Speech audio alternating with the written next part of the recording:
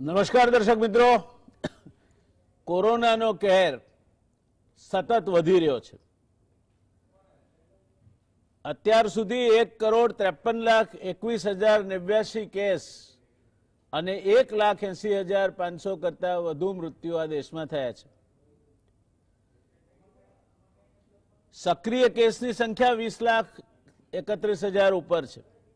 ગુજરાતની વાત કરીએ દર્શક મિત્રો તો છેલ્લા 24 કલાકમાં 12,206 નવા કેસ આવ્યા છે. કુલ કેસની સંખ્યા 4,28,178 થઈ છે અને છેલ્લા 24 કલાકમાં મૃત્યુનો આંકડો 121 થયો છે. પરિસ્થિતિ વણસી રહી છે. ક્યાંક એમ્બ્યુલન્સ માટે રાહ જોવી પડે છે. જે 12 મિનિટમાં મળતી હતી એ 3.5-4 કલાકે નથી મળતી. સ્મશાનોમાં અંતિમ વિધિ માટે 3-4 કલાકનું વેઇટિંગ ચાલે છે અને રેમડેસિવિર જેવી દવાઓ હજુ પણ મળતી નથી. મેં આજે 3 કિસ્સામાં પ્રયત્ન કર્યો. એ પછી મારા જાત અનુભવ પરથી કહું છું કે રેમડેસિવિર મેળવવી સરકારી હોસ્પિટલોમાં છે, પણ જો તમે જિલ્લાની કોઈ ખાનગી હોસ્પિટલમાં અથવા તો શહેરની કોઈ ખાનગી હોસ્પિટલમાં સારવાર લેતા હો અને ડોક્ટર રેમડેસિવિર લખી આપે તો રેમડેસિવિર ઉપલબ્ધ નથી. એ ઓન રેકોર્ડ કહું છું. આ પરિસ્થિતિમાં થયું છે શું? ક્યાં થાપ ખાઈ ગયા છે આપણે? ગયા વર્ષના માર્ચમાં આ તકલીફ શરૂ થઈ હતી. 26મી માર્ચે પહેલો કેસ આવ્યો હતો. ત્યારથી આપણે જાણે કે કોરોનાની કાળઝાળ ગરમીમાં શેકાવા માંડ્યા હતા. પણ નવેમ્બરનો અંત થયો, ડિસેમ્બર આવ્યો, ધીરે ધીરે કોરોના ઘટવા માંડ્યો અને આ શહેરમાં દૈનિક કેસની સંખ્યા 200થી નીચે પહોંચી ગઈ. આ પરિસ્થિતિમાં પાછો એકદમ ઉછાળો આવ્યો. માર્ચના મધ્યથી ચાલુ થયો. સતત 25,000 કરતા વધારે કેસની ગતિએ અઠવાડિક સરેરાશ વધી રહી છે. 3 લાખ કરતા વધારે દૈનિક કેસો થાય આખા દેશમાં. તે પરિસ્થિતિ આપણે પહોંચ્યા છીએ. હાહાકાર મચી ગયો છે. તે સંયોગોમાં ચૂક ક્યાં થઈ છે? ક્યાં ભૂલ થઈ? પહેલા વખતે તો આપણને ખ્યાલ નહોતો. હમણાં જ પ્રધાનમંત્રીશ્રીએ રાષ્ટ્રજોગ પ્રવચન કર્યું, એમાં બહુ સાચી વાત કહી એમણે. પહેલું જ્યારે મોજું આવ્યું ત્યારે આપણને ખબર નહોતી એની દવાઓ શું છે, ડોક્ટરોને ખબર નહોતી આનો ટ્રીટમેન્ટ પ્રોટોકોલ શું છે, આપણી પાસે હોસ્પિટલોમાં તૈયારી નહોતી, કશું જ નહોતું આપણી પાસે. અને એટલે સ્વાભાવિક છે કે આટલી બધી મુશ્કેલી પડી. પણ વિશ્વભરમાં બીજું મોજું તો આવવાનું હતું, બધે જ આવ્યું છે. તો આપણા ત્યાં બીજું મોજું આવ્યું ત્યારે આટલી બધી તકલીફ કેમ? હવે તો બધું જ આપણને ખબર છે. દવાઓ ખબર છે, ટ્રીટમેન્ટ પ્રોટોકોલ ખબર છે, ડોક્ટરો તૈયાર છે. ક્યાં ચૂક થઈ છે? ક્યાંક નામદાર હાઈકોર્ટને ફિટકાર લગાવવો પડે, ક્યાંક બીજી કોઈ સંસ્થા તરફથી ક્યાંક કોઈ વાત આવે. ત્યારે આજે આપણે આ દેશના એક સર્વોત્કૃષ્ટ વકીલોમાંના એક, સુપ્રીમ કોર્ટ બાર એસોસિએશનના પ્રમુખ થવો એ એક બહુ મોટા હોદ્દાની બાબત છે. એવા બાર એસોસિએશનના 3 વખત પ્રમુખ થનાર અને વિદેશોમાં પણ પોતાના જ્ઞાનથી બહુ મોટી વૈશ્વિક સંસ્થાઓને, લંડન સ્કૂલ ઓફ ઇકોનોમિક્સ અથવા એના સમકક્ષ બીજી વૈશ્વિક સંસ્થાઓમાં પણ ભાષણો આપીને જેમણે સૌને પ્રભાવિત કર્યા છે, એવા આપણા પોતાના ગરવા ગુજરાતી દુષ્યંતભાઈ દવે આજે આપણી સાથે જોડાવાના છે. દુષ્યંતભાઈ, આપનું હાર્દિક સ્વાગત છે આ ચર્ચામાં. આપણે થોડા મોડા ચાલીએ છીએ, પણ એ સમય તો આપણે પાછળ થોડો વધારી દઈશું. એટલે અમે આપના અનુભવને અથવા આપની વાતને જરા પણ ગુમાવવા માંગતા નથી. દુષ્યંતભાઈ, શરૂઆત કરીએ આપણે આ ચર્ચાની. તો મેં જેમ કહ્યું તેમ આ બીજો વેવ છે. પહેલા વેવમાં સાચી વાત કહી પ્રધાનમંત્રીશ્રીએ કે આપણને અનુભવ નહોતો આપણી પાસે ડોક્ટરોને પણ ટ્રીટમેન્ટ પ્રોટોકોલ ખ્યાલ નહોતો, દવાઓ કઈ વપરાય તે ખબર નહોતી, હવે તો બધી ખબર છે. તો આ પ્રકારની નિસહાય પરિસ્થિતિમાં આપણે આવી જઈએ એવું કેમ બન્યું છે, શું લાગે છે આપને? સૌથી પ્રથમ તો હું આપના દર્શકોને વંદન કરતા દરેક જે કોરોનાના પેશન્ટનું મૃત્યુ થયું છે એમાં આત્માને શાંતિ મળે એ માટે પ્રાર્થના કરું છું. દરેક કોરોનાનો પેશન્ટ ગુજરાત કે આખા હિન્દુસ્તાનમાં જે અત્યારે સફર થઈ રહ્યો છે એ જલ્દી સારી થાય એવી બે હાથે પ્રાર્થના કરું છું. અને ડોક્ટરો, નર્સિંગ સ્ટાફ, હોસ્પિટલના બીજા બધા સ્ટાફ, પોલીસ કર્મચારીઓ, મ્યુનિસિપલ કર્મચારીઓ, એમ્બ્યુલન્સના સ્ટાફ, શબવાહિનીઓના સ્ટાફ, સ્મશાનના સ્ટાફ, આ બધા જે સ્ટાફ અત્યારે લોકોની સેવા કરી રહ્યા છે તેમને વંદન કરું છું. સૌ પ્રથમ આ બધાનો આપણે ખૂબ ખૂબ આભાર માનવો જોઈએ કે એમણે આપણે માટે આજે જે કર્યું છે તે ખરેખર બહુ જ એક ઉત્તમ કામ કર્યું છે. સરકાર કમ્પ્લીટલી ફેલ થઈ છે, પણ આ લોકોએ જે માનવતા દાખવી અને દેશની 1 વર્ષથી સેવા કરી છે તેને માટે કોઈ પણ શબ્દો આપણી પાસે એવા નથી કે જેમનો આપણે એમનો આભાર માની શકીએ. હવે આપના પ્રશ્નનો જવાબ આપતા હું કહું કે આ જે અત્યારે ક્રાઇસિસ છે એને આપણે ખરેખર જોઈએ તો એક મેનમેડ ક્રાઇસિસ છે. એમાં કોઈ શંકા નથી કે આ કોવિડનો વાયરસ દેશમાં પ્રસરવાનો જ હતો, બીજો વેવ અને ત્રીજો વેવ આવવાના જ હતા, પરંતુ એને રોકવા માટે સરકારે છેલ્લા 1.25 વર્ષથી કોઈ પણ પ્રયત્નો કર્યા નથી. એમાં કેન્દ્ર સરકાર, રાજ્ય સરકાર અને દરેક લોકોનો એક ફાળો છે કે જેમણે કોઈ પણ જાતની મહેનત કરી નથી, કોઈ પણ જાતની સમય સૂચતા વાપરી નથી, કોઈ પણ જાતની બુદ્ધિનો પ્રયોગ કર્યો નથી. અને એમની પાસે જે સત્તા છે, જેમ કે ધી ડિઝાસ્ટર મેનેજમેન્ટ એક્ટ 2005 છે, એમાં સેક્શન 11માં ચોખ્ખું કહ્યું છે કે એક નેશનલ પ્લાન બનાવવો જોઈએ આવા ડિઝાસ્ટરને કરવા માટે, અને એમાં તમારે દરેક જાતના પગલાં લેવા જોઈએ કે એ તમે પ્રિવેન્ટ કરી શકો, એને મિટિગેટ કરી શકો, એ જાતના પગલાં તમારે લેવા જોઈએ. એવો પ્લાન એક તૈયાર કરવાનો, એક માળખું તૈયાર કરવાનો કાયદો છે. એમાં national disaster management authority prime મિનિસ્ટરના વડા પણ નીચે છે અને દરેક સ્ટેટમાં પણ એક સ્ટેટ ડિઝાસ્ટર મેનેજમેન્ટ ઓથોરિટી છે. એમાં એક્સપર્ટ્સને કમિટીઓને નિમવાના પ્રાવધાન છે. આ બધાને કમ્પ્લીટલી વેળે મૂકી અને સરકાર છેલ્લા 1.25 વર્ષથી ખાલી વાતો કર્યા કરે છે, કોઈ જાતના ઠોસ કદમ નથી ઉઠાવ્યા. એને કારણે આજે આ એક પરિસ્થિતિ છે કે સરકાર ખરેખર ઊંઘતા પકડાઈ છે અને સરકારે કોઈ જાતના પગલાં નથી લીધા કે આજે હોસ્પિટલોને મજબૂત કરી શકત, એમની બેડની વ્યવસ્થા વધારી શકત, નર્સિંગ સ્ટાફ અને ડોક્ટરોને વધારી શકત, ઓક્સિજનની અવેલેબિલિટી વધારી શકત, વેન્ટિલેટરને વધારી શકત, આ ટ્રીટમેન્ટ હોસ્પિટલોમાં ઓછા ભાવે થાય એવું કરી શકત, એવું કોઈ પ્રાવધાન હજુ સુધી નથી કર્યું. લોકો લાખો રૂપિયા આપે છે આ બધી હોસ્પિટલોમાં.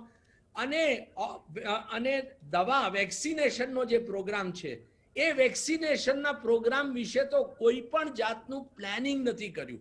સરકાર એમ કહે છે કે 12 કરોડ લોકોને વેક્સિન આપવામાં આવી. મારું એવું કહેવું છે કે આ સમય સુધીમાં દેશમાં 50 થી 60 કરોડ લોકોને વેક્સિન આપી શક્યા હોત આપણે, અને બીજો રાઉન્ડ પણ કદાચ અડધા લોકોને પતી ગયો હોત જો સરકારે ખરેખર વેક્સિનેશન પર ધ્યાન આપ્યું હોત. કોઈ પણ જાતનું ધ્યાન નથી આપ્યું. સરકારનું ધ્યાન દરેક વસ્તુ અનફોર્ચ્યુનેટલી કેન્દ્ર સરકાર, રાજ્ય સરકાર અને પોલિટિકલ ક્લાસ એક અનફોર્ચ્યુનેટલી હાર્ડકોર પોલિટિક્સમાં ઘડાઈ ગયો છે, રચાઈ ગયો છે.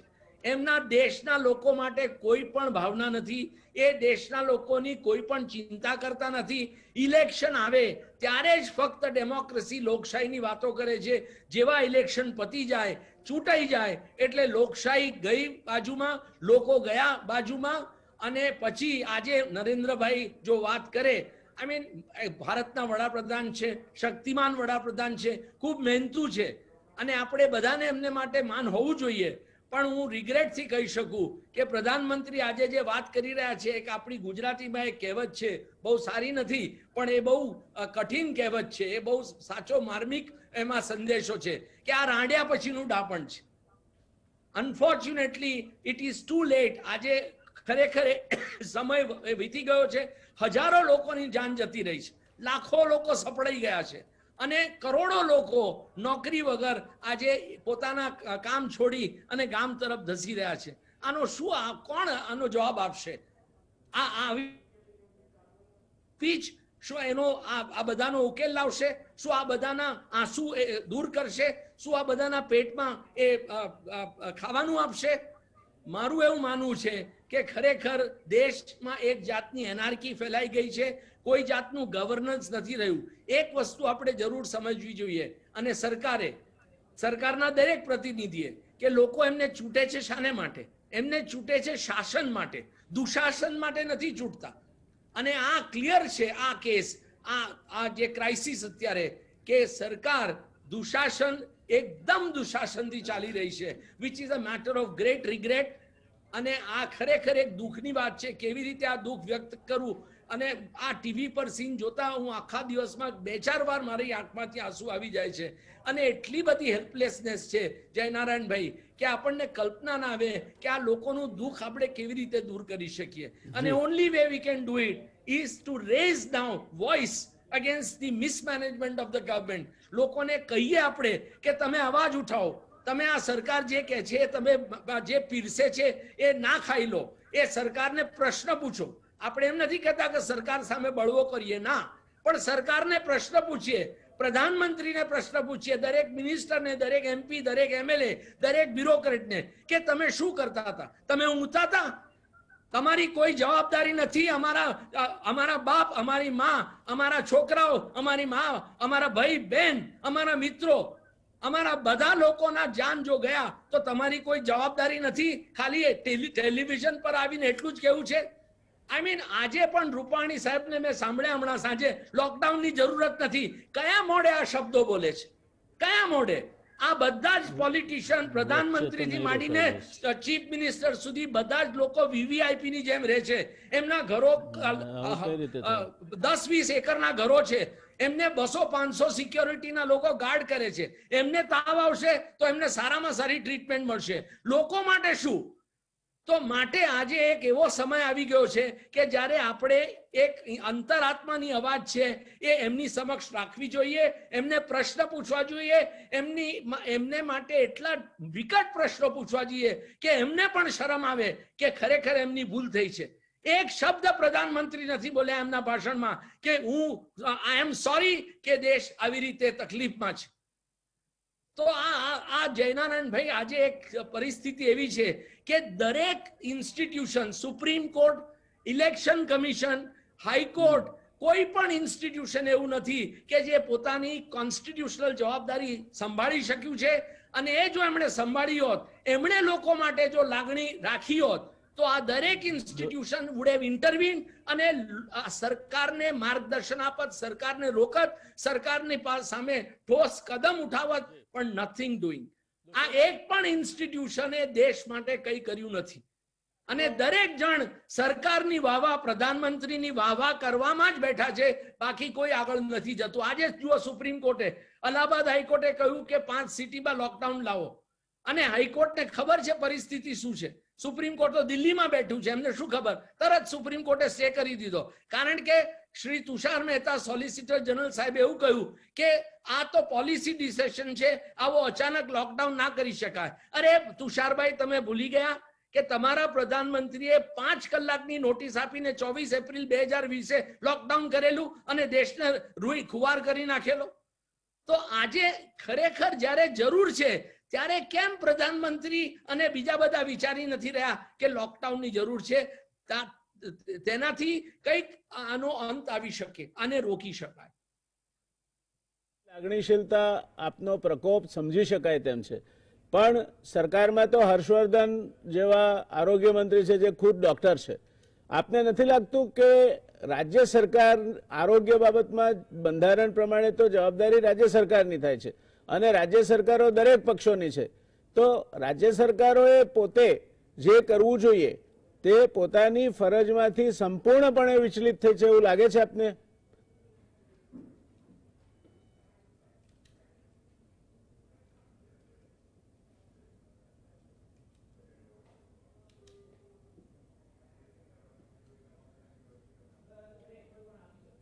તુષારભાઈ, હું એવું કહેતો હતો કે હેલ્થ છે એ સ્ટેટ સબ્જેક્ટ છે અને રાજ્ય સરકારો દરેક રાજકીય પક્ષોની છે. મહારાષ્ટ્રમાં જુદી છે, ગુજરાતમાં જુદી છે, રાજસ્થાનમાં જુદી છે, મધ્યપ્રદેશમાં જુદી છે. તો રાજ્ય સરકારોને પોતાના રાજ્ય પૂરતી તો જવાબદારી વહન કરવી જોઈતી હતી એવું લાગે છે આપને? આ બધી જ રાજ્ય સરકારો સાગંતે નિષ્ફળ ગઈ છે એવું કેવું છે આપનું?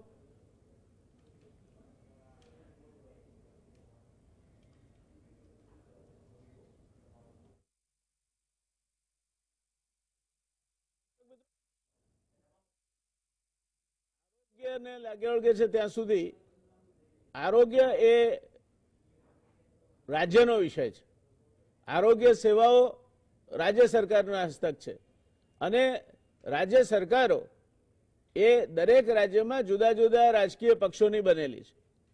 સરવાળે જો આપણે આખું જોઈએ તો કોઈ એક સરકારને કેન્દ્ર સરકારની ક્યાંક ચૂક થઈ હશે તે ઉપરાંત દરેક પક્ષોએ પોતે પણ જેને ગ્રોસ નેગ્લિજન્સ કહેવાય દરેક રાજકીય પક્ષોએ ભયંકર બેજવાબદારી દાખવી છે. પોતપોતાની સત્તા જે રાજ્યોમાં છે તે રાજ્યોમાં કોરોનાને અટકાવવા માટેનો અહીંયા ડિઝાસ્ટર એક્ટની વાત કરે છે. કોઈને ધમકી આપવી હોય તો ડિઝાસ્ટર મેનેજમેન્ટ એક્ટની કલમ આ પ્રમાણે આમ થાય તેમ વાત કરે છે, પણ ડિઝાસ્ટર મેનેજમેન્ટ એક્ટનો પ્લાન ક્યાં છે? તુષારભાઈ, હું એમ કહેતો હતો કે આપે સાચી વાત કહી જે કહી તે, પણ આગળ રાજ્ય સરકારોની આ આરોગ્ય એ સંવિધાન પ્રમાણે રાજ્ય સરકારની જવાબદારી છે. તો રાજ્ય સરકારો તો બધા જ પાર્ટીઓની છે. તો આપ એમ કહેવા માંગો છો કે સાગમટે બધા જ પોલિટિકલ પાર્ટી અને બધી જ રાજ્ય સરકારો સત્તાની ભાગબટાઈમાં પોતાનો જે સ્વાર્થ છે જોવામાં આ દેશમાં નિષ્ફળ ગઈ છે?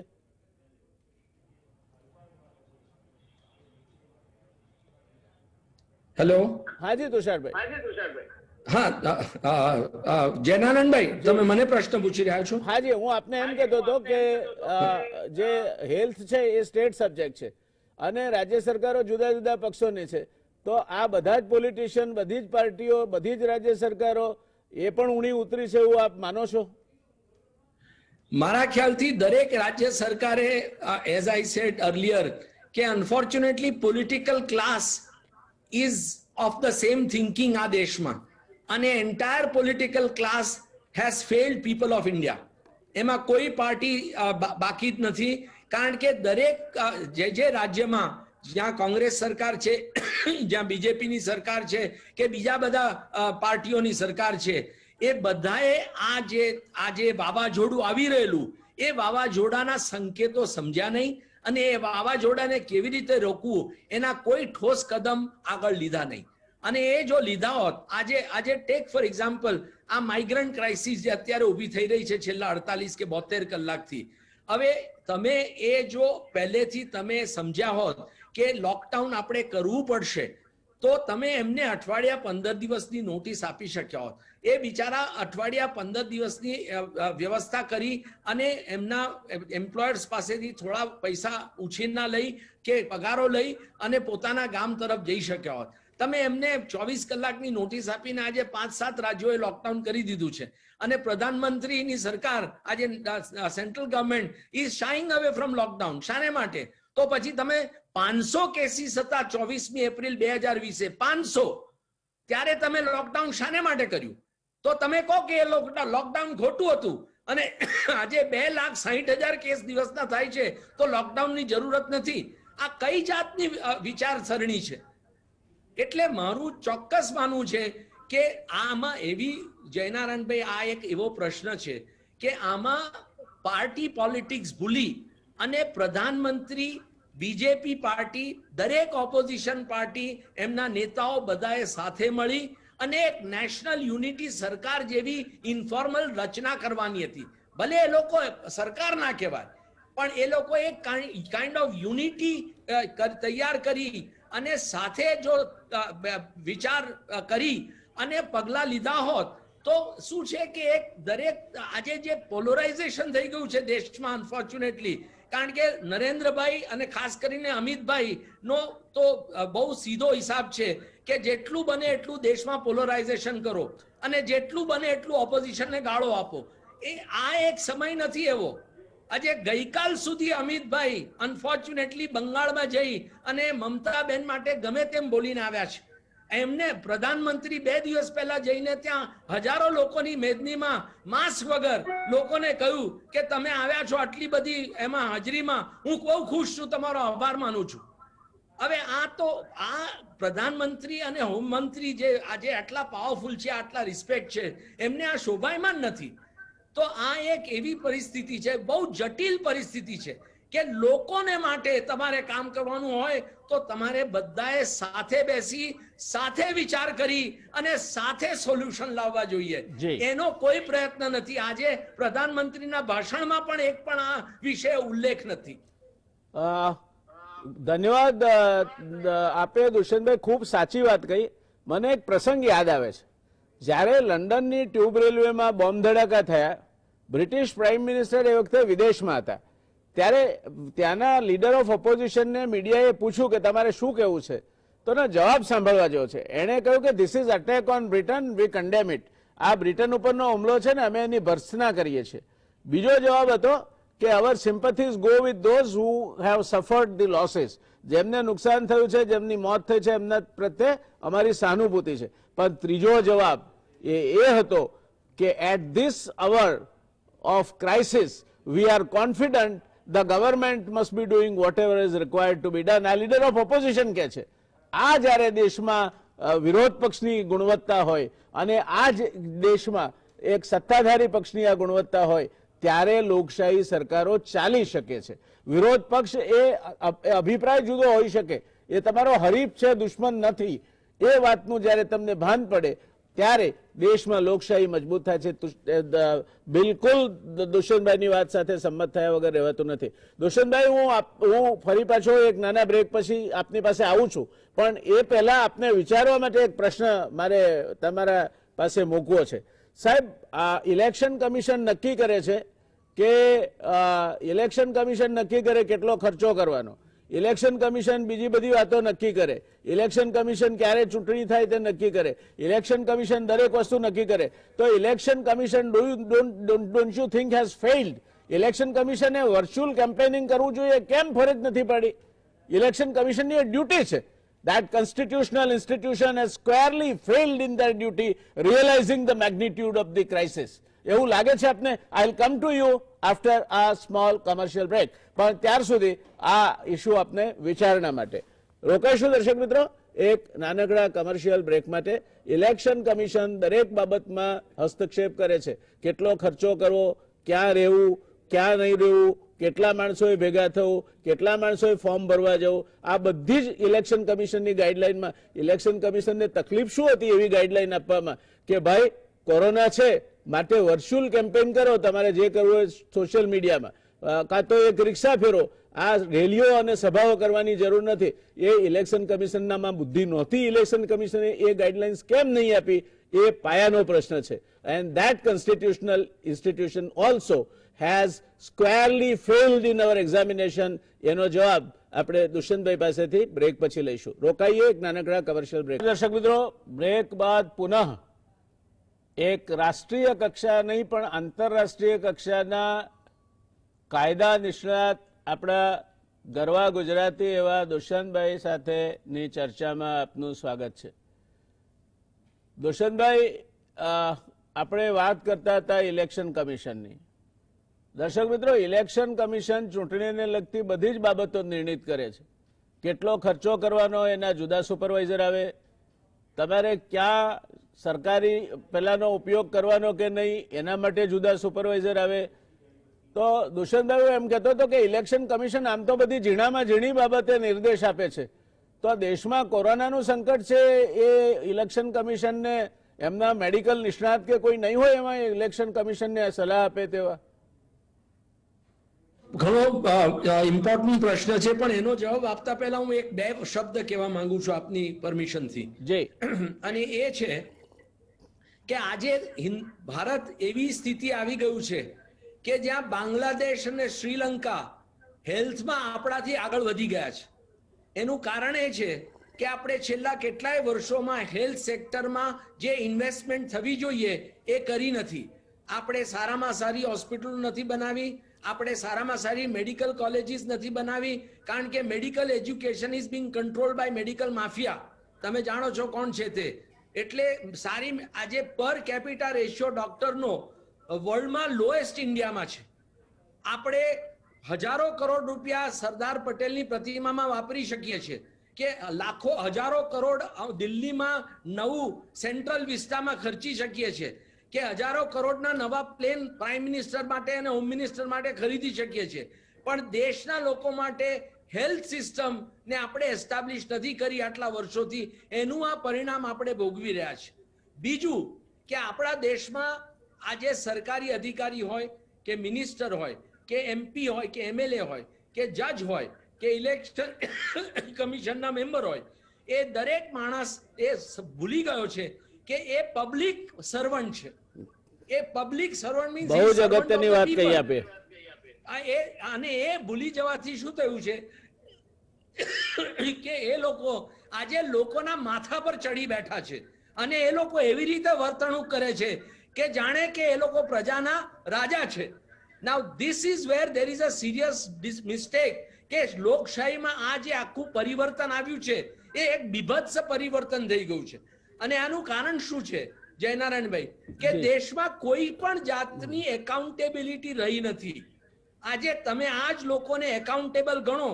Only accountability of our politician is કે 5 વર્ષે ઇલેક્શન થાય અને હારી જાય. પણ આજે આ ગરીબ દેશમાં, ઇલિટરેટ દેશમાં લોકોને ગેરમાર્ગે દોરી અને ઇલેક્શન જીતવા બહુ ઇઝી કામ છે, અને એ કરી શકાય. તમે ધર્મનો ઉપયોગ કરી શકો, તમે બીજા બધા વસ્તુઓનો ઉપયોગ કરી અને ઇલેક્શન જીતી શકો છો. લોકોને બિચારા ભોળો લોકોને તમારો મેનિફેસ્ટો જુઓ. આજે બીજેપી પાર્ટીએ જે 2019માં મેનિફેસ્ટો બનાવેલો એમાં કહ્યું હતું કે અમે સારામાં સારું ગવર્નન્સ આપીશું, કારણ કે અમારી પાસે સશક્ત લીડરશિપ છે જે ઇનકન્વિનિયન્ટ અને કઠિન ડિસિઝન લઈ શકે છે, અને હેલ્થ માટે અમે સારામાં સારું કામ કરીશું. મેનિફેસ્ટો છે એમને, તમે જોજો. પણ એમાંથી એક શબ્દ એ લોકોએ પાલન નથી કર્યો, અને આજે લોકો ભોગવી રહ્યા છે. એ લોકો કે જે લોકો આજે એમનો વોઇસ નથી, જે લોકો બિચારા સફર કરે પણ એમને કોઈ સાંભળનાર નથી, અને આ સ્થિતિમાં એમને લાવનાર એ લોકો સામે કોઈ પણ જાતની એક્શન લેવાશે નહીં. એટલે શું આનો લોકશાહીનો અર્થ છે? એટલે આપણે ખરેખર વિચાર કરવાનું જેવું છે કે આપણે દેશને કયા માર્ગે હવે લઈ જવો છે, કારણ કે આ ખૂબ જ સક્ષમ દેશ છે, દેશના લોકો ખૂબ જ સક્ષમ છે, પણ બિચારા મને એવું લાગે છે કે આ રાજકારણીઓ અને આ પબ્લિક સર્વન્ટ્સના સકંજામાં સપડાઈ ગયા છે, અને એને કારણે દેશની પ્રગતિ જે થવી જોઈએ એ થઈ નથી રહી. Now having said that, election commission એક ફંડામેન્ટલ પ્રિન્સિપલ છે ઇલેક્શનનો, કે ફ્રી એન્ડ ફેર ઇલેક્શન કરવા જોઈએ. હવે ફેર ઇલેક્શનનો મતલબ એ થયો કે લોકોની તબિયત, લોકોની હેલ્થને ધ્યાનમાં રાખીને તમે ઇલેક્શન કરો. તો શું ઇલેક્શન કમિશન ઇઝ બ્લાઇન્ડ કે વેસ્ટ બેંગોલમાં, આસામમાં, તામિલનાડુમાં આજે જ્યારે દેશમાં કોરોના કૂદકે અને ભૂસકે વધી રહેલો, તો આ બધું કરવું જોઈએ? તામિલનાડુમાં તમે એક સેશનમાં ઇલેક્શન કરો છો, બંગાળમાં 8 કરો છો, આસામમાં 5 કરો છો. શાને માટે? કોઈ પણ જગ્યાએ આવું તમે સાંભળ્યું છે? આખી વર્લ્ડની તમે કોઈ પણ જગ્યાએ ઇલેક્શન જુઓ, કોઈ જગ્યાએ election is not spread into number of days. દરેક જગ્યાએ એક જ દિવસે ઇલેક્શન થાય અને પતી જાય. આ બધું શાને માટે કરે છે? આઈ થિંક એ લોકોએ સમજવું પડશે. અને મારા ખ્યાલથી ઇલેક્શન કમિશને ખરેખર લોકોને એક દુર્દશા લાવ્યા છે, અને એમણે લોકોને જવાબ આપવો પડશે, અને જવાબ જો નહીં આપે તો એમણે ભગવાનને જવાબ આપવો પડશે કે શાને માટે આ બધા લોકોને મૃત્યુના તરફ એ લોકોએ દોર્યા, શાને આ માટે આ લોકોને હોસ્પિટલ તરફ દોર્યા, અને એની જવાબદારી ઇલેક્શન કમિશન ખરેખર આ ભોગવવી પડશે. જી દર્શક મિત્રો, 2 મુદ્દા આમાંથી અગત્યના નિપજે છે. જે ભારત સરકારે બજેટ પહેલા ઇકોનોમિક સર્વે મૂક્યો, તેમાં એવું લખ્યું છે કે જો જીડીપીના 3% આરોગ્યની આંતરમાળખાકીય સવલતો સારી બનાવવા માટે ખર્ચવામાં આવે તો સામાન્ય માણસના ગજવામાંથી આરોગ્ય જાળવણી પાછળ ખર્ચાતા ખર્ચમાં 45% બચાવ થઈ શકે. આ વાત દુષ્યંતભાઈએ પણ કહી છે, એ સંપૂર્ણ તર્કબદ્ધ છે. ઇલેક્શન કમિશનની બાબતમાં તો ટેલિવિઝન પર રોજ રેલીઓ થતી હોય, મોટી મોટી સભાઓ થતી હોય, દરેક પક્ષની, એમાં કોઈ પક્ષ એમાંથી બાકાત નથી. તો ઇલેક્શન કમિશને નક્કી કર્યું છે કે ટેલિવિઝન નહીં જોવાનું, કોઈ પણ પ્રકારનું કોગ્નિઝન્સ નહીં લેવાનું, કોઈ પણ પ્રકારની ગાઈડલાઇન્સ નહીં આપવાની. કેમ તમે વર્ચ્યુઅલ પ્રચાર કરવાની ગાઈડલાઇન્સ નહીં આપી શક્યા? શેના માટે દરેક રાજકીય પાર્ટી પોતપોતાની રેલીઓ કરે? શેના માટે આટલા બધા લોકોને ભેગા કરે અને પછી સુપર સ્પ્રેડર્સ એમાં ભળે એટલે કોરોનાનું સંક્રમણ થાય? શેના માટે ભીડ ભેગી કરવાની તમે મંજૂરી આપી છે? તમે બાકીના બધા જ બાબતોમાં તમે પોતાની વાત મનાવો છો અને election commission is a supreme authority. તમારા બે તો ઓબ્ઝર્વર આવે, ત્રીજા પણ આવી જાય તો તમને આ ટેલિવિઝન જોવાની, તમે માનનીય ઇલેક્શન કમિશનના સભ્યશ્રીઓએ ટેલિવિઝન જોવાની બાધા લીધી છે, છાપા જોવાની બાધા લીધી છે? તમને સમજાતું જ નથી કશું શું થઈ રહ્યું છે આ દેશમાં? તો તમારી, હું દુષ્યંતભાઈ સાથે શતશઃ સંમત છું કે બંધારણે જે જવાબદારી તમને સોંપી છે તે જવાબદારી વહન કરવામાં તમે સદંતર નિષ્ફળ ગયા છો. એવું તારણ કાઢવામાં કોઈ પણ સામાન્ય માણસને તકલીફ નહીં પડવી જોઈએ. નહીં તો તમે આ રેલીઓ થવા ના દીધી હોત, સભાઓ થવા ના દીધી હોત, અને કોરોના જે વકર્યો એનું એક કારણ આ સભાઓ અને રેલીઓ છે એ ના થઈ હોત તો કદાચ આપણે વધારે સુખી હોત. આ વાત દુષ્યંતભાઈએ કહી સંપૂર્ણ સત્ય છે. દુષ્યંતભાઈ, હવે એક જરા થોડો સંવેદનશીલ મુદ્દા તરફ મારે તમને લઈ જવા છે અને મને લાગે છે કે જો તમે એનો જવાબ નહીં આપી શકો તો કોઈ નહીં આપી શકે. નામદાર હાઈકોર્ટે હમણાં ફટકાર લગાવી સ્ટેટ સરકાર ગવર્મેન્ટને. સારું કર્યું. I mean I for one would have agreed. જે નામદાર હાઈકોર્ટ કહે છે એના ઉપર કોઈ ટીકા ટિપ્પણી કરવાનો મારો ઈરાદો નથી. પણ લાગે છે કે આ ઘોડો ભાગી ગયા પછી આ બધું થયું. નામદાર હાઈકોર્ટે જો 3 મહિના પહેલા આ કહ્યું હોત તો કદાચ રાજ્યમાં જે કોરોનાનું સંક્રમણ થયું તેમાં ઘણો ફરક પડી શક્યો હોત. ક્યાંક નામદાર હાઈકોર્ટે વહેલા ઇન્ટરવીન કરવાની જરૂર હતી એવું આપને લાગે છે? નારાયણભાઈ, આપનો પ્રશ્નનો જવાબ આપું એ પહેલા એક વસ્તુ હું જરૂર આપને કહેવા માંગુ કે આ બધા જ જે દેશના કોન્સ્ટિટ્યુશનલ બોડીઝ છે કે રાજકારણીઓ છે કે બ્યુરોક્રેટ્સ છે, એમાં એક વસ્તુ મિસિંગ છે લોકોમાં, સંવેદનશીલતા. એ લોકોના પ્રશ્નો, લોકોના દુઃખ વિશે ઇન્સેન્સિટિવ થઈ ગયા છે. એટલે ઇલેક્શન કમિશન, તમારી વાત સાચી છે, એ ટીવી જુએ છે, એ છાપા વાંચે છે, પણ they are so insensitive, they are so thick skinned કે એ લોકો પરવા નથી કરતા કે કોણ મરે, કેટલા હોસ્પિટલમાં જાય. કારણ કે ઇલેક્શન કમિશન સાહેબને આપણે પ્રાર્થના કરીએ ના થાય કોરોના, પણ જો એમને થયું તો એમને સારામાં સારી ટ્રીટમેન્ટ મળશે અને રિટાયરમેન્ટ પછી એમને ગવર્નરશિપ પણ મળશે. એટલે આ બધા ઇલેક્શન કમિશનને બધા જ દેશના લોકો ઇન્સેન્સિટિવ થઈ ગયા છે. એમને સેન્સિટાઇઝ કરવા માટે લોકોના અવાજની જરૂર છે.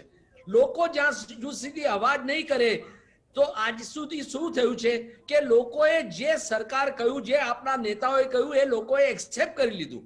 હવે આપણે એમને ક્રિટિકલી એક્ઝામિન કરી અને આપણે પ્રશ્નો પૂછવા પડશે, તો એમના પર એક દબાણ આવશે, તો સેન્સિટિવિટી વધશે. Now secondly, so far as the high courts are concern, મારું જરૂર માનવું છે કે આપણી જે સેપરેશન ઓફ પાવરની સિસ્ટમ છે કોન્સ્ટિટ્યુશનમાં, એમાં ચેક્સ એન્ડ બેલેન્સીસની એક પ્રોવિધાન છે. અને એ શાને માટે છે? આંબેડકરે કહ્યું હતું કે ભાઈ જો એક્ઝિક્યુટિવ એટલે સરકાર નિષ્ફળ જાય તો કોર્ટ સ્ટેપ્સ ઇન, જો પાર્લામેન્ટ કે એસેમ્બલી ખરાબ કાયદો બનાવે તો જ્યુડિશરી સ્ટેપ્સ ઇન. માટે judiciary is ultimately the policeman of the government and the assembly and the parliament. એ જે રોલ જ્યુડિશરીએ કરવાનો છે, સાથે સાથે judiciary is the ultimate custodian of the fundamental and human rights of the citizens. અને right to લાઈફમાં health is most important right. Supreme કોર્ટે પણ કહ્યું છે ઘણા જજમેન્ટમાં, હાઈકોર્ટોએ કહ્યું. હાઈકોર્ટ અને આપણી ગુજરાત હાઈકોર્ટે તો પહેલ કરેલી પબ્લિક ઇન્ટરેસ્ટ લિટિગેશન લાવવામાં. જસ્ટિસ ભગવતી સાહેબ ચીફ જસ્ટિસ, જસ્ટિસ ઠક્કર અને બીજા બધા જજીસે એ વખતે ખૂબ સુંદર રીતે પબ્લિક ઇન્ટરેસ્ટ લિટિગેશનને ડેવલપ કરેલું, સુઓ મોટો પણ કરતા, એટલે પોતાની જાતે. તો એ જે તમે આપની વાત કમ્પ્લીટલી સાચી છે કે high court should have acted long back, high court should have seen the writing on the wall, અને high court should have directed government કે તમે ઠોસ કદમ ઉઠાવો. તમે અમને વાત ના કર્યા કરો. આ શું એફિડેવિટો? સરકારી વકીલો પણ ભૂલી ગયા છે કે એ લોકો પબ્લિક સર્વન્ટ છે. એટલે unfortunately everybody is now merely there in a state of denial. એ જ્યાં સુધી આ લોકો પોતે પોતાનું આ જે મંતવ્ય છે, પોતાનું આ જે માનસિક વિચારસરણી છે એ બદલશે નહીં અને એક્સેપ્ટ નહીં કરે કે હા પ્રોબ્લેમ છે અને પ્રોબ્લેમને કેવી રીતે એડ્રેસ કરવો છે, ત્યાં સુધી કંઈ નહીં થાય. એટલે ખોટી એફિડેવિટો થશે હાઈકોર્ટમાં અને હાઈકોર્ટો એક્સેપ્ટ પણ કરશે, સુપ્રીમ કોર્ટ પણ એક્સેપ્ટ કરે છે. આપ નહીં માનો, સુપ્રીમ કોર્ટે પબ્લિક ઇન્ટરેસ્ટ લિટિગેશનમાં થોડા વખત પહેલા વારાણસી અને મથુરામાં મસ્જિદો કેમ નહીં તોડવી એના વિશે નોટિસ કાઢી છે. તો આ જે સુપ્રીમ કોર્ટ આવું કરી શકે તો લાખો લોકોની જાન બચાવવા માટે સુપ્રીમ કોર્ટ કેમ નથી એક્ટિવ કરતી?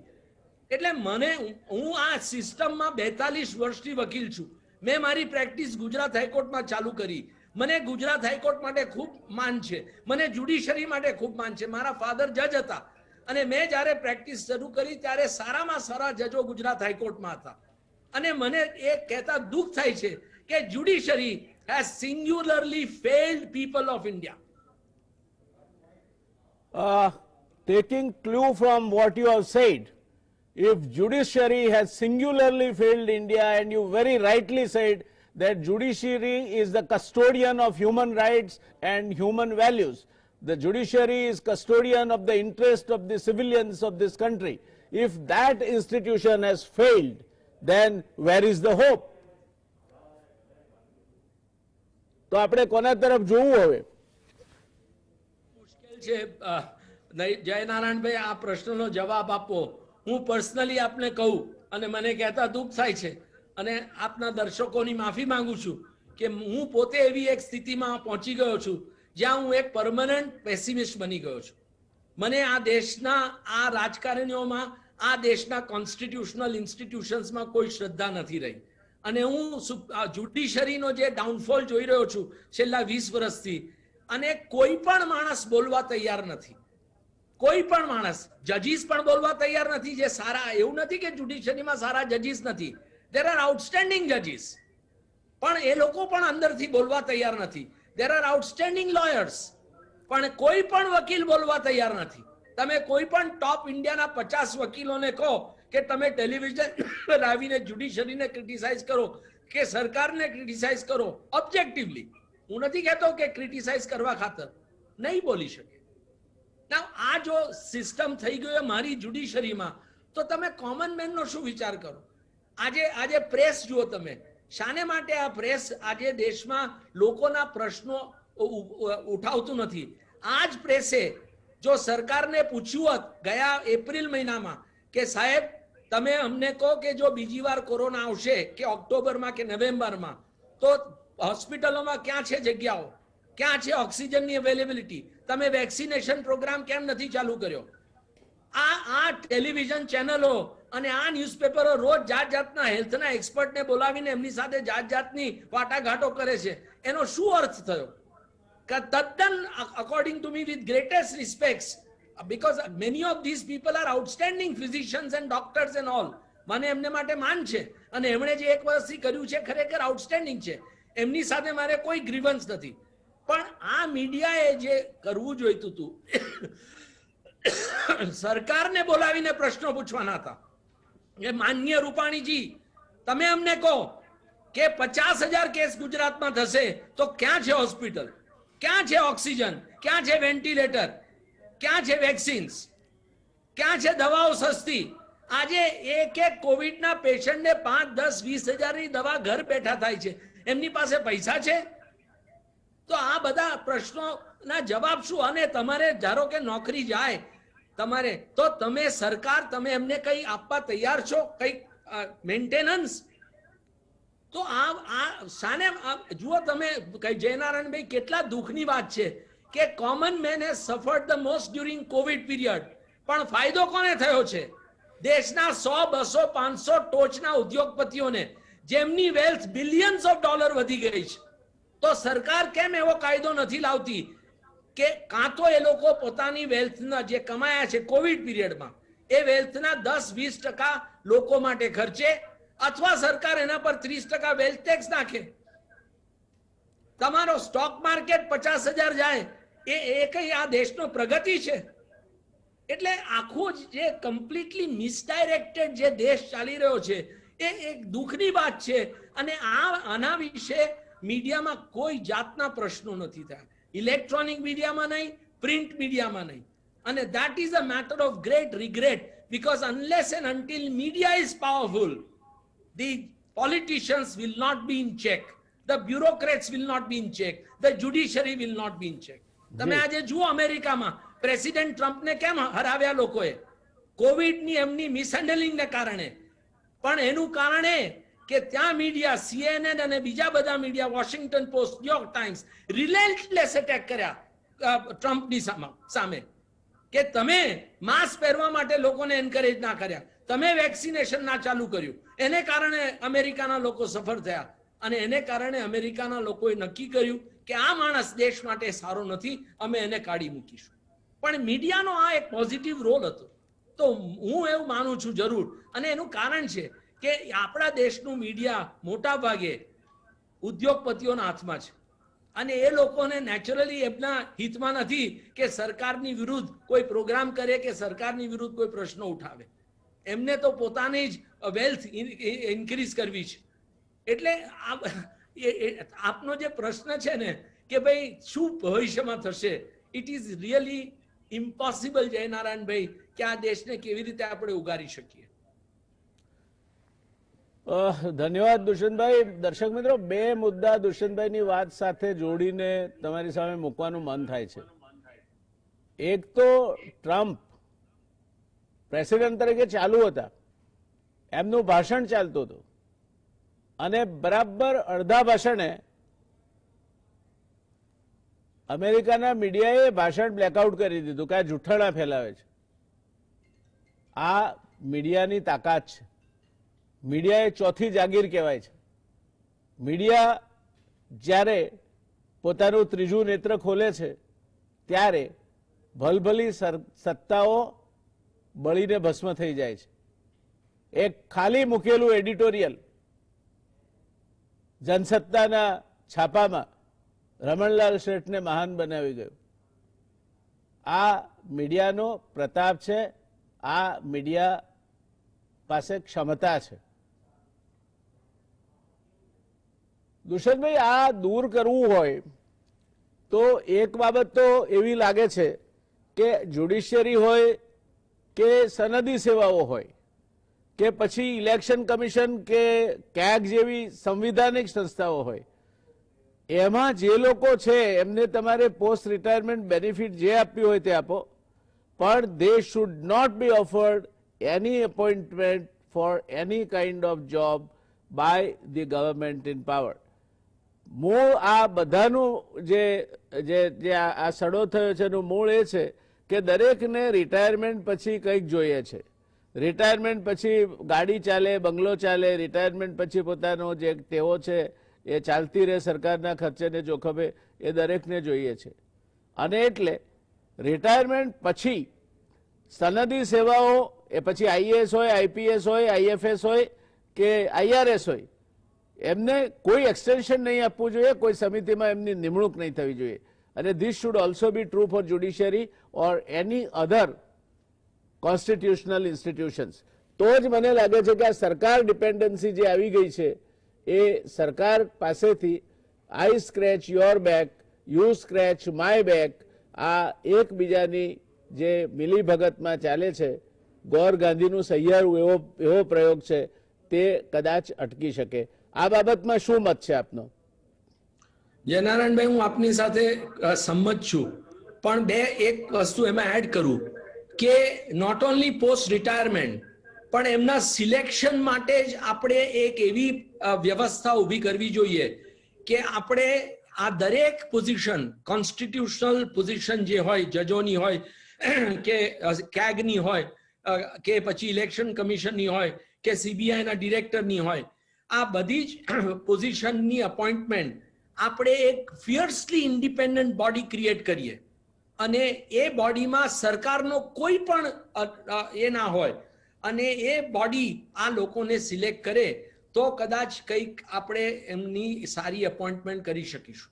હું એવું નથી કહેતો કે દરેક અપોઇન્ટમેન્ટ આજે જ્યુડિશરીમાં ખરાબ છે કે સરકારમાં ખરાબ છે કે કોન્સ્ટિટ્યુશનલ બોડીમાં ખરાબ છે, પણ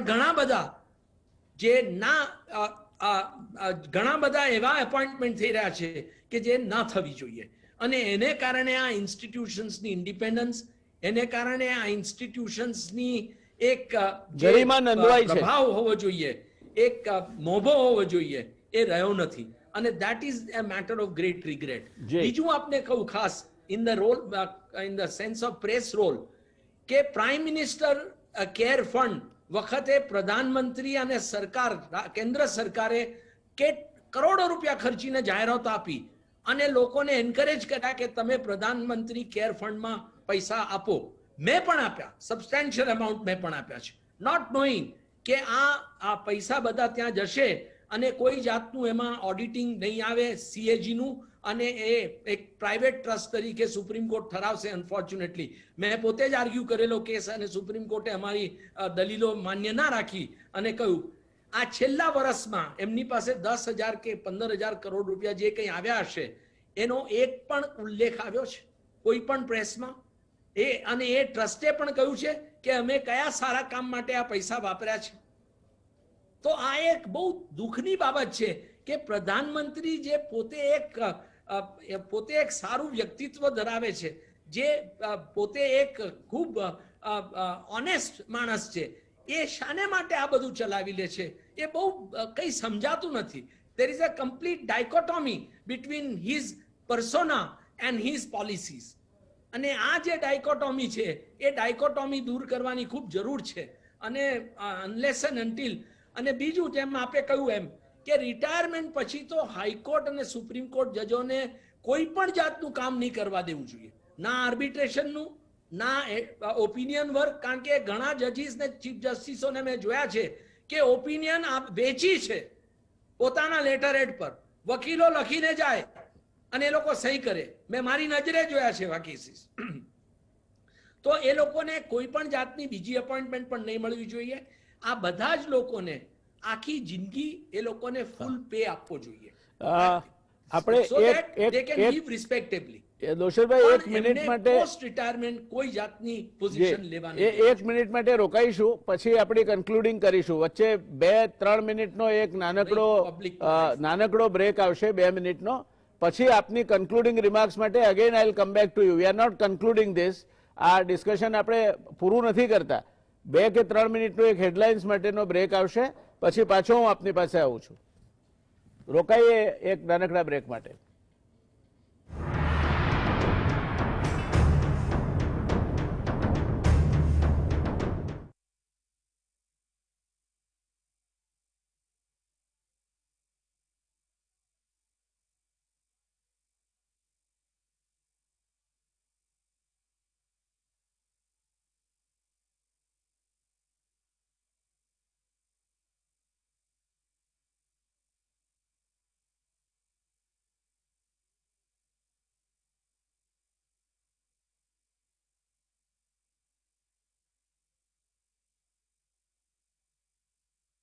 Headlines presented by Patanjali Super Dishwash Bar. ममता भरे हाथों को उपहार, राख, नींबू और नीम की चमकार.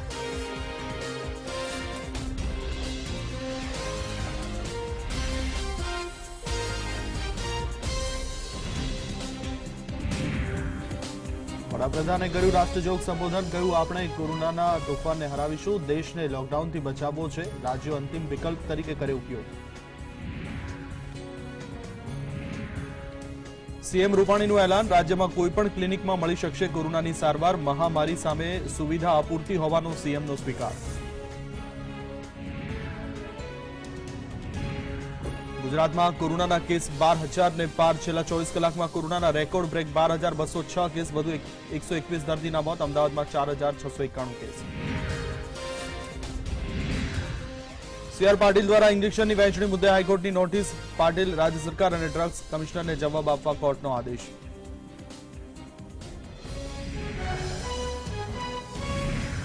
કોરોનાની સ્થિતિને લઈને હાઈકોર્ટની સુનાવણી પૂરી. 108ના વ્યવસ્થાપન સામે ટકોર, વિગતવાર સોગંદનામું કરવા આદેશ.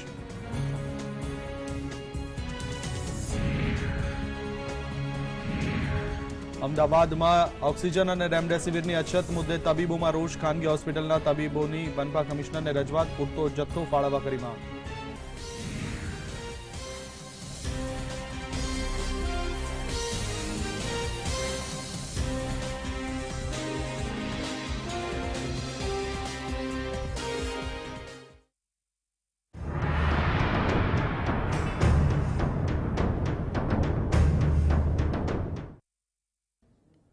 નમસ્કાર દર્શક મિત્રો.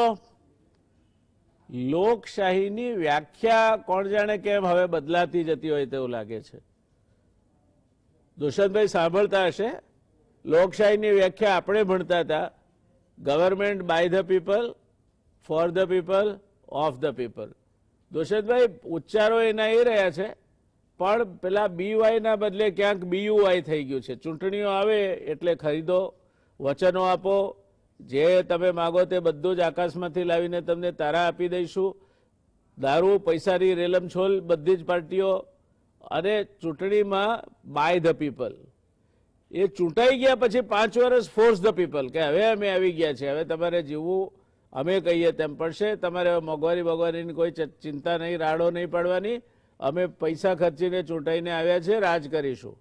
અને અલ્ટિમેટલી ઓફ ધ પીપલમાં ડબલ F થઈ ગયું છે. ઓફ ધ પીપલ, એમનો પેલો અંતરાત્મા મરી જાય ત્યાં સુધી એમને નિરાશામાં ધકેલી દો. લોકશાહીની આ વ્યાખ્યા જો આ દેશમાં પ્રચલિત થતી જશે અને એ પ્રસ્થાપિત થતી જશે, જો આપણી બંધારણીય સંસ્થાઓ, ખાસ કરીને જ્યુડિશરી, ખાસ કરીને ઇલેક્શન કમિશન જેવી સંસ્થા, કેગ જેવી સંસ્થા, આ બધી સંસ્થાઓ પણ નિષ્પ્રાણ અને નિષ્ક્રિય થતી જશે, તો સામાન્ય માણસ માટે આશાનું કિરણ છે કે પછી શું થશે આ દેશમાં? જયનારાયણભાઈ, સામાન્ય માણસની બિચારાની કોઈ ગણના પણ કરે છે? એટલે આજે સામાન્ય માણસ ભૂલાઈ ગયો છે. આપને યાદ હશે કે વર્ષો સુધી ટાઈમ્સ ઓફ ઇન્ડિયામાં R.K. લક્ષ્મણ સાહેબના કાર્ટૂન આવતા, અને એમાં જે સામાન્ય માણસનું પોર્ટ્રેલ હતું, એ પોર્ટ્રેલ ખૂબ સુંદર પોર્ટ્રેલ હતું. એનું જે કેરિકેચર હતું, આજે સામાન્ય માણસની પરિસ્થિતિ એ કેરિકેચર જેવી થઈ ગઈ છે.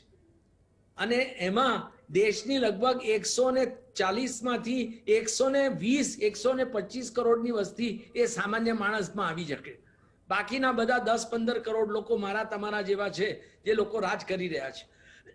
એટલે unfortunately the common man is really bearing the brunt of the entire systems failure. અને આ એક ખરેખર બહુ દુઃખની બાબત છે કે કેવી રીતે આને આપણે બદલાવી શકીએ. એ એક બહુ જ જટિલ પ્રશ્ન છે. આજે દેશમાં એવા કોઈ નેતા નથી. આજે આપણે મહર્ષિ અરવિંદો જોઈએ, સ્વામી વિવેકાનંદ જોઈએ, શંકરાચાર્ય જોઈએ, મહાત્મા ગાંધી જોઈએ, સરદાર પટેલ જોઈએ, જવાહરલાલ નહેરુ જોઈએ. એવા નેતા જોઈએ કે જે દેશને એક સાચા પાથ ઉપર લઈ જઈ શકે. અને this is wear there is a real problem, કે એ ક્યાંથી આવશે? જે આવા કેરિસ્મેટિક લીડર્સ, આવા કેરિસ્મેટિક ભારતીયો કે જે લોકોને ખરેખર આમાંથી તકલીફમાંથી બહાર લાવી અને લોકોને લઈ જઈ શકે. એ બહુ એક ખરેખર ડિફિકલ્ટ પ્રશ્ન છે. એક વાત મારે આપને પૂછવી છે, મારા મનમાં મૂંઝવણ છે, અને અમારા દર્શક મિત્રો માટે પણ કદાચ આપની વાત એક સાચા માર્ગદર્શનરૂપ પુરવાર થશે. અમદાવાદમાં કાંકરિયાનું તળાવ છે. હવે કાંકરિયાના તળાવમાંથી માટીના વાસણથી પાણી લઈએ, પતરાની ડોલથી લઈએ, સોનાના ગળાથી લઈએ કે ચાંદીના પાત્રથી લઈએ, પાણી તો કાંકરિયાનું છે. હવે આ જે આપણે વાત કરી, જ્યુડિશિયરીની વાત કરી, અધિકારીઓની વાત કરી, રાજકારણીની વાત કરી, બધાની, એ બધા પેલું પાણી તો કાંકરિયાનું છે, સમાજમાંથી આવે છે. તો આપને લાગે છે કે જો આ બદલવું હોય તો સમાજે બદલાવવું પડશે? પોતાના ઘરનું આંગણું ચોખ્ખું રાખતા, પોતાના પગમાં જોડા પહેરતા શીખવું પડશે? મારું એવું માનવું છે કે બાય એન્ડ લાર્જ સમાજ ખૂબ સારો છે. સમાજમાં મોટા ભાગના લોકો ખૂબ સરળ અને એક આઈ વુડ સે ગોડ ફિયરિંગ લોકો છે. અનફોર્ચ્યુનેટલી એ લોકોનો કોઈ વોઇસ નથી અને એમને વોઇસ આપનારા લોકો નથી. હવે જે લોકોનામાં સક્ષમતા છે એ વોઇસ આપવાની, એ લોકો વોઇસ આપવા તૈયાર નથી. એટલે આજે take for example freedom struggle, આપે જે વાત કરી for the people by the people, doctor આંબેડકરે કોન્સ્ટિટ્યુઅન્ટ એસેમ્બલીના છેલ્લા દિવસે એટલે આઈ થિંક નવેમ્બર 1948માં આ વસ્તુ કહી હતી અને એમણે કહ્યું હતું કે આ લોકશાહીમાં એવી પરિસ્થિતિ આવશે, જો લોકો જાગૃત નહીં રહે, લોકો કોન્સ્ટિટ્યુશનને ડિફેન્ડ નહીં કરે પોતાના લોહીથી, તો એવી પરિસ્થિતિ આવશે કે આ સરકાર લોકો માટેની નહીં પણ સરકાર માટેની રહી જશે. આ એમણે વ્યક્ત કર્યું હતું અને એમણે એટલે સુધી કહ્યું હતું કે ઇલેક્શનમાં જો લેન્ડસ્લાઇડ આવશે, મેજોરિટી, એબ્સોલ્યુટ મેજોરિટી, તો ડિક્ટેટરશિપ આવશે. મિસિસ ગાંધીએ પ્રૂવ કર્યું હતું અને અત્યારે એવું લાગે છે કે there is dictatorship in fact. It may not be in form, but it is in fact. અને this is what Ambedkar had feared, કે લેન્ડસ્લાઇડ આવવાથી એટલી બધી સત્તા આવી જાય છે. અને અનફોર્ચ્યુનેટલી શું છે કે આ દેશમાં આંબેડકરે પણ આ મંતવ્ય વ્યક્ત કરેલું, પબ્લિક લાઈફમાં, પોલિટિક્સમાં ભક્તિ બહુ પોપ્યુલર છે અને લોકો પોતાના નેતાઓને એક ભક્તિમાં માર્ગ તરફથી જુએ છે. એટલે આંબેડકરે કહ્યું કે તમારા સોલના સલ્વેશન માટે ભક્તિ ખૂબ સારી છે, પણ રાજકારણમાં જો તમે ભક્તિ લાવશો તો it is a sure path to degradation of democracy and dictatorship. આ એના શબ્દો છે કોન્સ્ટિટ્યુઅન્ટ એસેમ્બલીના ફ્લોર પર. એટલે એ મારું એવું જરૂર માનવું છે કે લોકો ખૂબ સારા છે. એ મેજોરિટી ઓફ લોકોને કેવી રીતે એજ્યુકેટ કરવા, કેવી રીતે એમના આ ભ્રમ દૂર કરવા કે આપણો દેશ, હું પોતે એક રિલિજિયસ માણસ છું, આઈ એમ અ પ્રાઉડ હિન્દુ, પણ ધેટ ડઝ નોટ મીન કે હું આજે I allow my religion in public platform અને એ રિલિજનને લીધે પોલિટિક્સ.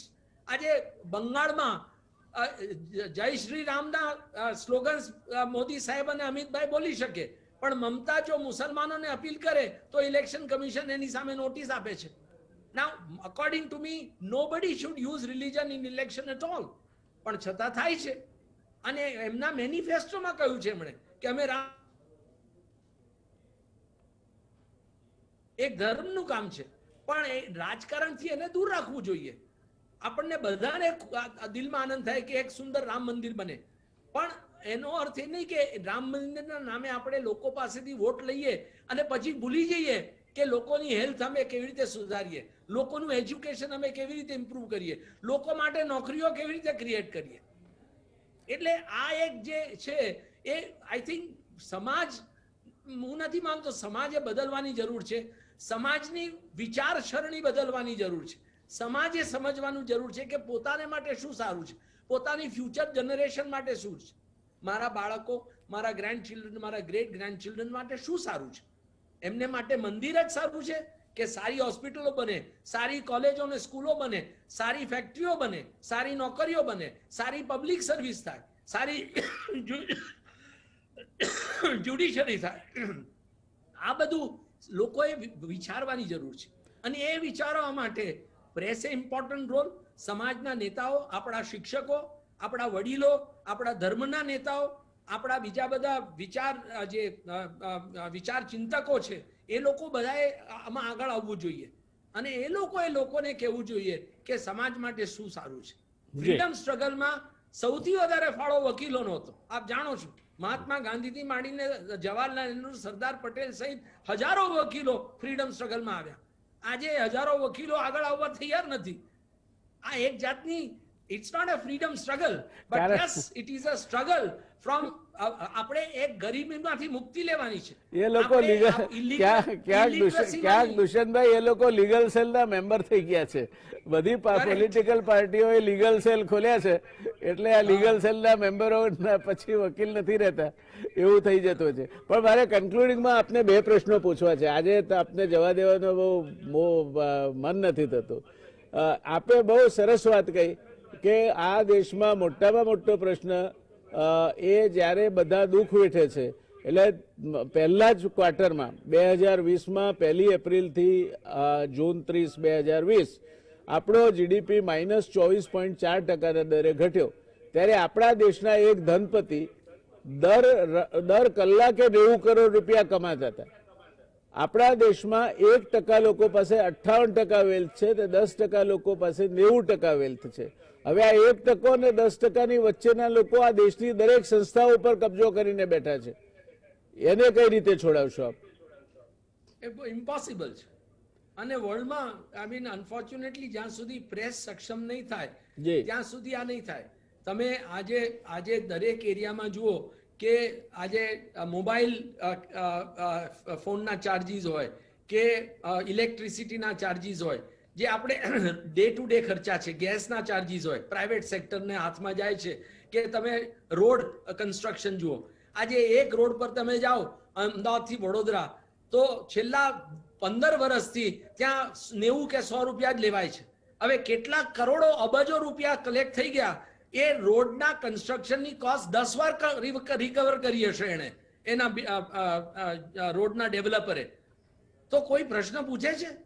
ના પૂછે, કારણ કે આપણે પૂછી ના શકાય. ઇલેક્ટ્રિસિટીના charges electricity regulatory commission fix કરે છે.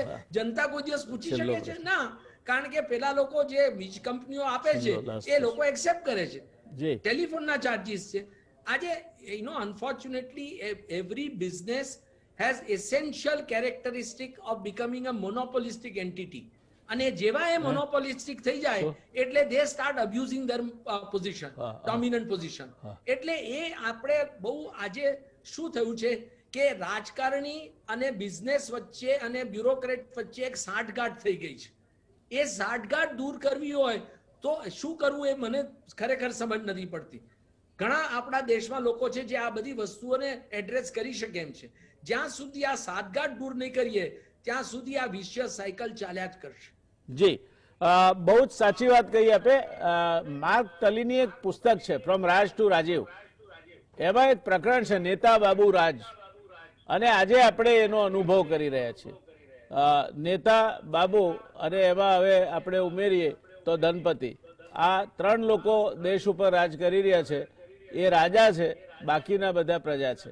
પણ તો મારો છેલ્લો પ્રશ્ન દુષ્યંતભાઈ, આપના જ જેવા એક અતિ વિદ્વાન કાનૂનવિદ નાની પાલખીવાલાએ એવું કહ્યું છે કે this country is like a donkey laden with golden bars. The donkey feels the load, the donkey does not know the worth and value of the gold, nonetheless it feels the load of it. So how long we are going to be that donkey which will continue to feel the load and does not know the worth and value of our capabilities? જો આજે આપણા દેશની પરિસ્થિતિ આપને કહું, અને આપ કદાચ આપ તો પબ્લિક લાઈફમાં રહ્યા છો એટલે ખબર પડશે કે we are like a rudderless vessel in a sea. આપણે આજે ખરેખર આપણો દેશ ભગવાન ભરોસે છે. અને અનફોર્ચ્યુનેટલી બીકોઝ ભગવાન ભરોસે છે એટલે હજારો લોકો અત્યારે બિચારા ભગવાન ભરોસે જઈ રહ્યા છે. એટલે અનફોર્ચ્યુનેટલી આ જે હું પોતે ઉદ્યોગની વિરુદ્ધ નથી. હું પોતે માનું છું કે આ દેશનું સાલ્વેશન ઉદ્યોગ અને એગ્રીકલ્ચર બંને સાથે ચાલી અને જ કરી શકે એમ છે. પણ ઉદ્યોગમાં બી ક્રોની કેપિટલિઝમ જે આપણા દેશમાં ડેવલપ થઈ ગયું છે, એ ક્રોની કેપિટલિઝમ ઘણું હાર્મફુલ છે. અને એમાં દેશના જે વેલ્યુએબલ રિસોર્સિસ છે, નેચરલ રિસોર્સિસ, માઇનિંગ છે કે બીજા બધા રિસોર્સિસ છે, એ બધા જ રિસોર્સિસ આ લોકોએ જપ્ત કરી લીધા છે. અને એ અનફોર્ચ્યુનેટલી એમાંથી બહાર નીકળવું દેશ માટે ઘણું મુશ્કેલ છે. પણ દેશની પ્રજા એવું છે કે ભારતની ઇતિહાસ છે 5-10 હજાર વર્ષનો, અને એ ભારતની પ્રજા દરેક civilisation goes ups and downs. અત્યારે કદાચ આપણે ડાઉન હોઈશું, ભવિષ્યમાં ઉપર આવીશું. હું જો કે પર્સનલી એવું નથી માનતો આવી શકીશું ઇઝીલી, કારણ કે હું પેસિમિસ્ટ છું. પણ ઘણા લોકો ઓપ્ટિમિસ્ટ છે, મારા મિત્રો ઘણા ઓપ્ટિમિસ્ટ છે, અને એ લોકો બધા પ્રયત્નો કરશે દેશને આગળ લાવવા માટે. અને આઈ પ્રે કે દેશ આગળ વધે. પણ ઇટ ઇઝ વેરી ડિફિકલ્ટ જયનારાયણભાઈ આજે કે આ બધા પ્રશ્નોનો કોઈ સરળ ઉકેલ આવી શકે કે કોઈ ઉકેલ આવી શકે ખરો. It's a very difficult debate જી. અને વન ફીલ્સ વેરી સેડ કારણ કે આપણે દેશના આટલા બધા 130 કરોડ લોકો એમને માટે આપણે બધા જ જવાબદાર છીએ, સ્પેશિયલી આપણે ભણેલા ગણેલા લોકો.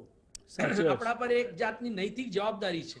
ભલે આપણા રાજકારણીઓ નૈતિક જવાબદારી ના સમજે, પણ આપણે એઝ ગુડ સિટીઝન્સ આપણે આપણી નૈતિક જવાબદારીઓ સમજવી જોઈએ અને એ જવાબદારીઓ સમજી અને આપણે આગળ કામ કરવું જોઈએ. આપણે આપણી રીતે દેશને કોન્ટ્રીબ્યુશન આપવું જોઈએ, જે પણ રીતે આપી શકીએ. જી. આપણા અવાજથી આપીએ, આપણી શક્તિથી આપીએ, આપણી બુદ્ધિથી આપીએ, આપણા પૈસાથી આપીએ, જે રીતે આપણે આપી શકીએ એ રીતે આપણે આપી શકવું જોઈએ. જી. પણ એ જો જ્યાં સુધી ભાવના નહીં આવે આપણા દેશમાં, અનફોર્ચ્યુનેટલી ઇન્ડિપેન્ડન્સ સ્ટ્રગલ વખતે જે ભાવના હતી એ ભાવના છેલ્લા 75 વર્ષમાં જતી રહી છે. એ ભાવના પાછી લાવવા માટે વી નીડ અ ગાંધી. તમને લાગે છે દુષ્યંતભાઈ, આમ તો દરેક બાળકમાં ગાંધી છે. એવો એક ગાયનની પંક્તિઓ છે કે પ્યાર કી રાહ દિખા દુનિયા કો, રોકે જો નફરત કી આંધી, इनमें ही कोई गौतम होगा, इनमें ही कोई होगा गांधी, होगा गांधी. આપણે આવનાર પેઢીમાં આ શ્રદ્ધા સાથે આજની વાતને વિરામ આપીએ. આશાવાદ એ હંમેશા માણસના જીવનમાં એક અમૃત તુલ્ય સિંચન કરતો રહ્યો છે અને એટલે આ ચર્ચાની સમાપનમાં દર્શક મિત્રો હું 4 પંક્તિઓ કહીશ. એ 4 પંક્તિઓથી આપણે આ ચર્ચાની સમાપન કરીશું. પણ તે પહેલા દુષ્યંતભાઈ, આજે આપે એક ઘણા જટિલ વિષયને જે સુંદર રીતે અને સરળ રીતે રજૂ કરીને એક જનજાગૃતિ માટેનું મોટું કામ કર્યું છે. My salute to you. આપે ખૂબ સરસ રીતે આ આખા કાર્યક્રમ દરમિયાન માહિતી આપી અને સમજ આપી. દર્શક મિત્રો, આપણે સમાપન તરફ જઈ રહ્યા છીએ. જયનારાયણભાઈ, હું આપનો આભાર માનું છું, આપના દર્શકોનો આભાર માનું છું અને આપને, આપના દર્શકોને અને GSTV ના દરેક સ્ટાફને તબિયત સારી રહે એ માટે ભગવાનને પ્રાર્થના કરું. Thank you. અમે આપને હેરાન કરતા રહીશું એવું એક વચન અને અપેક્ષા સાથે આપણે આ શોને હવે સમાપન તરફ લઈ જઈશું. 4 જ પંક્તિઓ છે. શામ કા સૂરજ બિંदिया बनकर सागर में खो जाए, सुबह सवेरे वो ही सूरज आशा लेकर आए, नई उमंगे नई तरंगे आस की जोत जगाए रे, आस की जोत जगाए. એ આશાને આવતીકાલની પેઢી માટેના એક સુવર્ણ સવારને દુષ્યંતભાઈએ જે આપણને જ્ઞાન આપ્યું તેની સાથે સંમિલિત કરીને આપણે આગળ વધતા રહીશું. દર્શક મિત્રો, the show must go on અને એ જ થીમ છે આપણી આ રિયલ ડિબેટનો. શુભરાત્રી. ધન્યવાદ દુષ્યંતભાઈ, ખૂબ ખૂબ આભાર આપનો. દર્શક મિત્રો, આપનો પણ આભાર. ધન્યવાદ.